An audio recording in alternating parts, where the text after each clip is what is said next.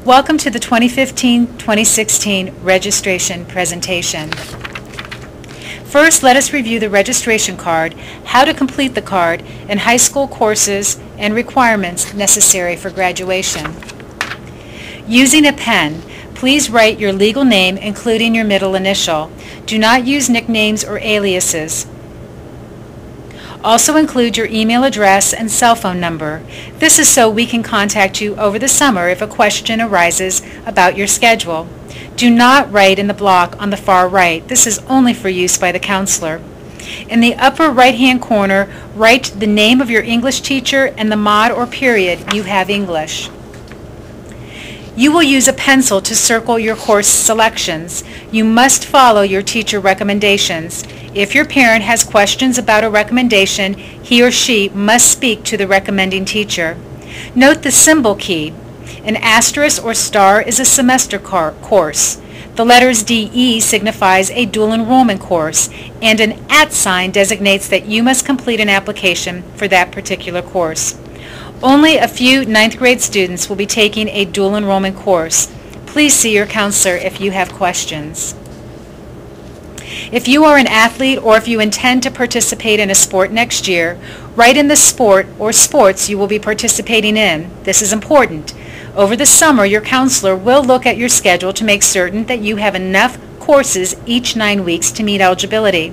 If you do not indicate your sports, you may find that you will not be eligible.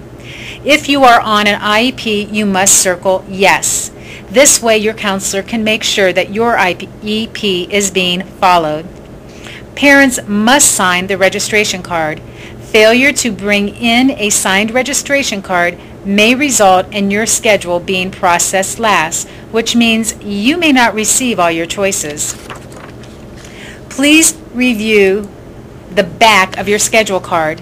It lists the minimum class requirements for each school year. You must meet minimum requirements to graduate. Also, the drop policy is listed. Athletically, eligibility policy is listed. Freshmen must take English, math, science, world history, health, physical education, and take at least 5 1/2 credits. Students are required to fulfill the following course requirements in order to graduate from high school. This is the College Core agreed upon by Ohio public universities and colleges as the minimum high school courses that need to be completed in order to be successful in college. Remember, each school may have slightly different requirements. It is up to the student to know what requirements are required by the colleges or universities that he or she is thinking of applying to during your senior year. Bring your completed and signed registration card to your English teacher by February 19th. Write the due date on your registration card at this time. Each 8th grade student will receive a copy of the course registration book.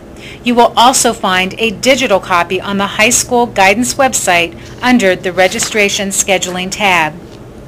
The course registration booklet will list the course name, whether it is a semester or year-long course, number of credits the class is worth, course description, and any prerequisites required to take the course.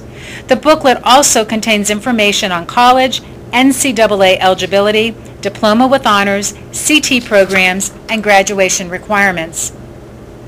It is important that courses are selected thoughtfully and with care. Think about what you want to do when you graduate from high school and what college you hope to attend or career field you hope to find employment. High school offers students an opportunity to try out courses and programs that may be interesting to you, the student. The master schedule is built around the number of requests for each course. It is important that both student and parent select and carefully review the registration card, the verification sheet received in March, and the schedule that you will receive at the beginning of the year. High school counselors are available 2 weeks after the high school year and 2 weeks prior to the start of the high school year. If you wish to see your counselor to review your schedule, make an appointment by calling the high school. Students have until the 3rd day of the school year to add a first semester or all-year class and 3 weeks to drop a first semester or all-year class. Students have until the 3rd day of the third 9 weeks to add a second semester class or 3 weeks to drop a second semester class. Classes dropped after the drop date earn an F. For the 2016-2017 school year, students will not be permitted to change their schedule after the school year begins, unless the student was academically misplaced into a course. Students have from April through August to alter their schedule with parental and counselor permission. No core courses will be changed without the recommending teacher's permission. The drop policy is strictly enforced. And as you can see, there's plenty of time to review and adjust your schedule prior to the start of the school year. The state of Ohio has instituted a new graduation policy. Students will be required to pass a series of end-of-course exams along with earning a cumulative score from the end-of-course exams or qualifying ACT score or recognized credential or state license. The state is still working on the details of these criteria, and you will be kept informed by the school district as information becomes available. Mr. Conrad will be hosting another informational meeting for your parents this spring. Students who have been retained 1 year or who have a 3.5 GPA or above and are planning on graduating high school early must meet with their high school counselor before the end of the second semester of their freshman year. Students wishing to graduate early must also successfully complete English 10 and Geometry in summer school between the freshman and sophomore year and pass any required state exam prior to graduation. If parent or student have questions concerning early graduation, please contact your high school counselor. Athletes, read this page. You must maintain and pass at least 5 classes each 9 weeks that are worth at least 1/2 credit to maintain eligibility. We recommend you take 6 classes worth at least 1/2 credit. You must indicate on your schedule card what sports you will be participating in next year in order for your counselor to check your schedule and make certain you have enough courses to maintain eligibility. It is the athlete's responsibility to check his or her schedule to verify that enough classes are scheduled and to inform the counselor if courses needed to be added. Likewise, it is the student's responsibility to inform the counselor that he or she is an athlete when and if they drop a class. NCAA eligibility is entirely different than high school eligibility. You must read the NCAA pages in the course book and go to the NCAA website to become informed of what is required to play sports in college. Due to new NCAA standards, courses required for eligibility need to be planned out beginning freshman year. When you are a junior student and contemplating playing NCAA sports in college, that is when you register with the NCAA. And you need to understand how to calculate your core NCAA grade point average. The NCAA GPA is not the same as a high school GPA. The NCAA GPA will determine what score you will need to earn on your ACT or SAT in order to be eligible to play college sports freshman year in college. It is recommended that you speak to your high school counselor early on your freshman year if you do not understand how to choose high school courses so you will be NCAA eligible upon graduating high school. The diploma with honors informs a college or university or your employer that you, the student, completed a curriculum that is more challenging than the basic college prep curriculum. An honor seal will be placed on your diploma, your transcript will be stamped with honors diploma, and your name will be marked in the graduation bulletin as graduating with honors. And the student, you, will be permitted to wear the blue honor cord at graduation. Class rank and top scholastic honors are explained in the booklet. Perry High School is fortunate to offer a wide variety of advanced placement courses. Students must have a teacher recommendation to take a course. There are no AP courses offered to freshmen. AP courses begin sophomore year with AP History, known as APUSH. However, placement into this AP course will rely on what you earn in World History and English next year. The IB program is for our top academic students. Students are required to complete specific courses their freshman and sophomore year in order to be eligible. If you have questions, refer to the bulletin or request to speak with your high school counselor.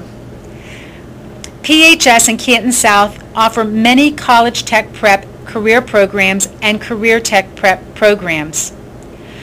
It is important that as an incoming freshman you pass all your classes both freshman and sophomore year if you are interested in applying to one of these programs. Priority is given to the student who has completed and passed all core courses freshman and sophomore year. You will learn about the programs, visit the programs, and, if interested, apply to the program during fall semester of your sophomore year. The College Credit Plus program on the college campus is open to all qualifying students grades 7 through 12. The program typically is for junior and senior students. However, any qualifying student may apply to the college campus to take college courses on the college campus. You must attend an informational meeting in order to be considered for this program through the college. Remember, you must provide your own transportation. PHS has many dual enrollment courses offered at the high school. You may go to the PHS website, Guidance, Dual Enrollment at PHS, for a full listing of courses, transfer information, and eligibility requirements. You will also find the information at the end of the online course registration book. An informational meeting is held in October, November, December, and January of each year. Parent and student are encouraged to attend one of the meetings each year if you are considering taking a dual enrollment courses. New criteria, forms, and procedures are discussed. Only qualifying freshmen may take the 2 dual enrollment courses freshman year. Dual enrollment courses will be weighted, some will be weighted, and count as 1 high school credit beginning next year. The 2 freshman courses will not be weighted. Students at Perry High School have the opportunity to begin and/or earn a General Associate of Arts degree through Stark State while at Perry High School. Qualifying 8th grade students have been notified and have attended an informational meeting. If these students fulfill the college admission requirements, they are permitted to take the 2 dual enrollment courses during the freshman year. Also, any freshman student who meets the admission requirements may take these 2 classes. Each course offered at PHS is listed in the course registration booklet. The course number, credit, grade levels permitted to take the course, whether or not it is a semester or year-long course, the number of mods the course requires, a course description, and prerequisite are listed. Please take time to read this information. These are the new courses at the high school next year. Please refer to your student bulletin, course bulletin, for information. It is the student's responsibility to read the PE waiver policy and to meet the criteria as listed in the course registration book. A student will not be considered for the waiver if the activity is not circled on the schedule card. Repeat, a student will not be considered for the waiver if the activity is not circled on the schedule card. In other words, do not come in the fall and say you want to apply for a PE waiver for the 2015-2016 school year, as it will not be done. The coach or instructor will verify the student's participation next school year. Remember, no credit, no grade is earned with the waiver. Students must complete 2 sports or 2 years of band or 2 years of ROTC to meet the PE requirement, along with anything listed in the course registration booklet. Please keep in mind that there is extra work with honors courses. Often the student is surprised at the amount of reading, writing, and homework required by an honors course. Our honors courses will help challenge you and expand your knowledge. To begin creating your schedule, begin by listing all of the required courses and the amount of mods required by each course. Include 1 mod for lunch and the number of mods you wish to have for study halls. This is what it would look like.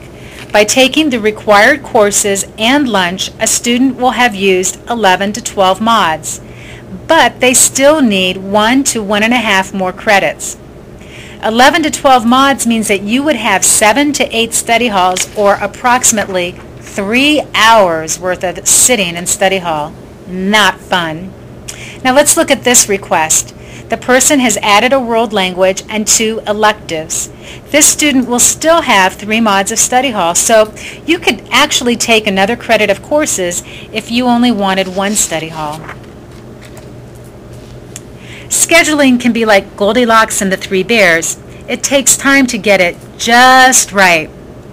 We have found that you need to be realistic and honest with what you're willing to do next year in high school.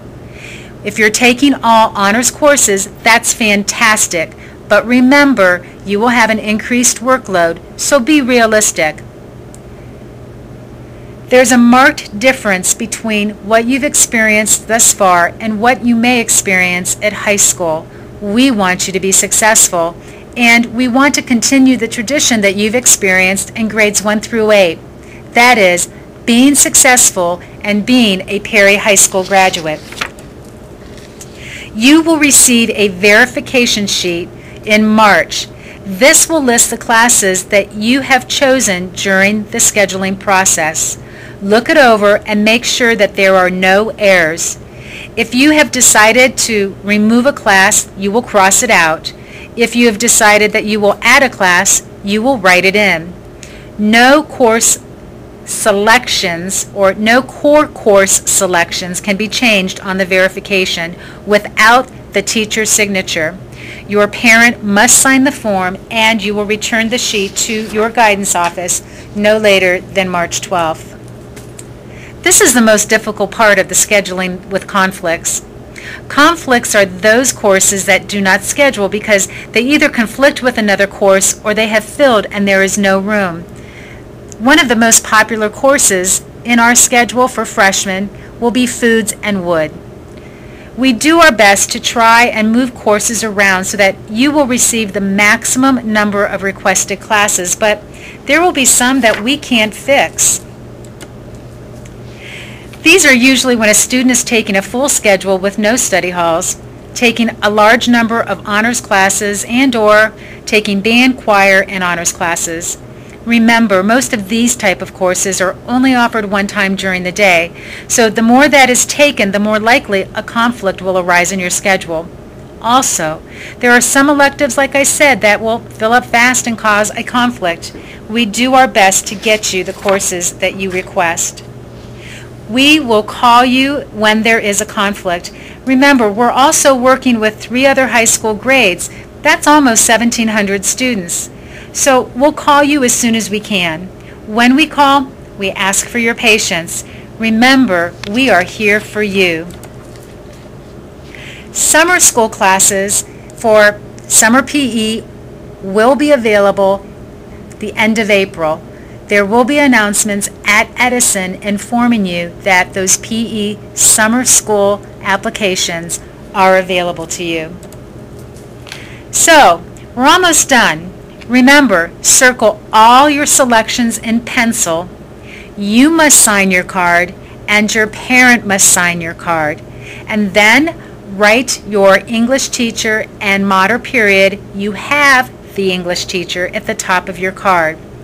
Last but not least, your card is due, so make sure you get it in on time. Having said that, the high school counselors are looking forward to coming to Edison to meet the future freshman class. Thank you.